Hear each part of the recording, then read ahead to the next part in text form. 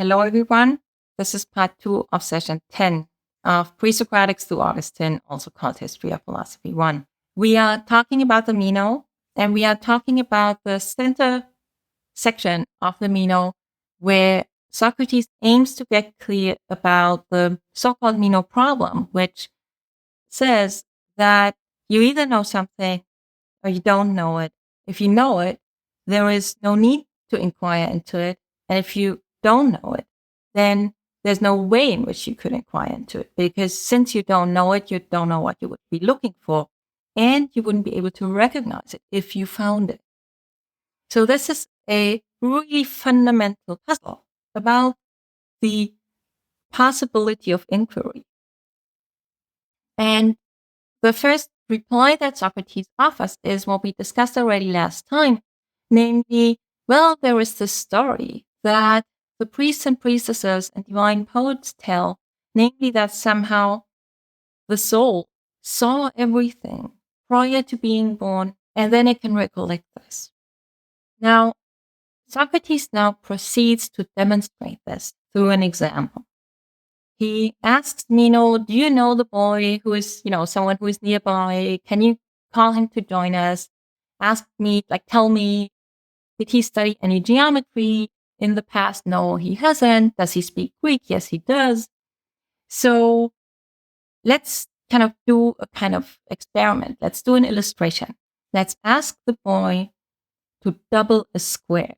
So to double the size of a square, the area of a square. But since the boy has never done any geometry, he first sort of gives the wrong answers. And what interests us is the kind of epistemological vocabulary in which Plato describes the process that takes place from the boy initially giving false replies to then saying, well, I don't know, and being kind of perplexed, the state of mind that we already discussed, and then moving on to giving the right replies.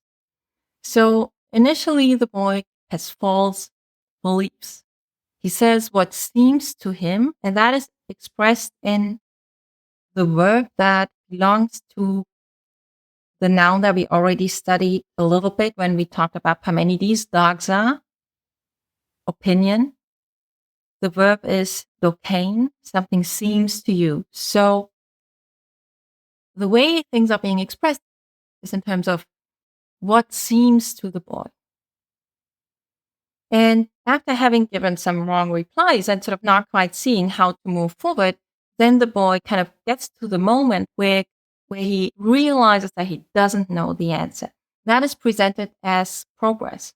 And that is a really famous Socratic idea, which kind of maps up with a lot of moments in Socratic dialogues that initially often the interlocutors that Socrates has, they're kind of really confident and they give replies with the kind of implication that they know the answer.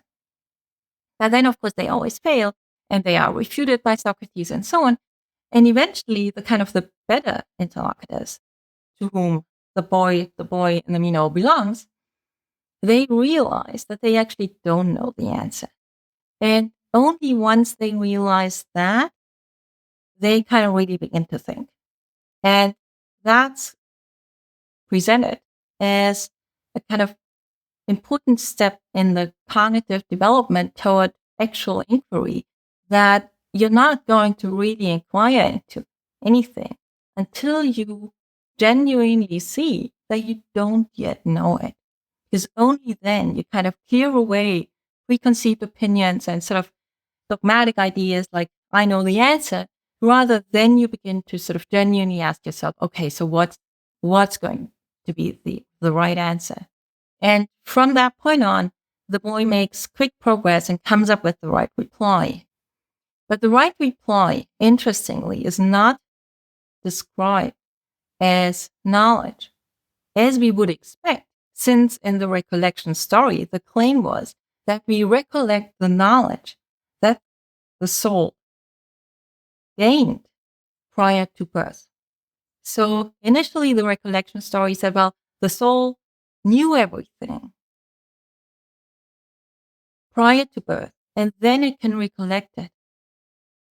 But now it seems that the boy is not actually recollecting knowledge. Rather, he comes up with correct doxa, with correct opinions or correct belief. And Socrates says that, well, at this point, the boy would have to do more geometry exercises because now his doxa, his opinions, are just sort of like flying around in the soul. They are unstable. And they would settle down. They would become stable and settle down with repetition if he did more geometry exercises. Then these correct beliefs would turn into knowledge. And I'm sure that is, that I think that's a quite recognizable phenomenon. If one for the first time understands like how something in geometry or algebra or whatever works, then you do it the first time and you get it. But then you have to do it a couple of times for it to kind of become a stable thing that you understand. And then it makes sense to say that you know it rather than just having gotten it right. So that's a new proposal. And it, in some sense, calls into question the very premise of the Meno problem, which started from the assumption that either we know something or we are ignorant about it. Because now it seems that you can also have beliefs about something or opinions about something. And you might wonder whether, once we introduce that category of a kind of epistemological, or as people will also put this, doxastic state, a state of mind of holding true. Once we say, well, some of those states of mind are opinions, they are not knowledge, but nevertheless, they are ways of either getting something right or wrong. Once we introduce that, maybe it seems now like the starting point of the Meno problem doesn't even apply. Maybe it simply isn't true that we either know something or we don't know it, because we could also have beliefs about it. So that's your assignment for today, to ask yourself whether the way in which the geometrical example works actually undercuts the premises of the Meno problem, because it introduces the notion of belief. And that could mean that it simply isn't true that you either know something or you're ignorant about it. Or it could mean, no, that is quite compatible, because as long as you merely have a belief and an opinion, you still don't know it. So those are the two options.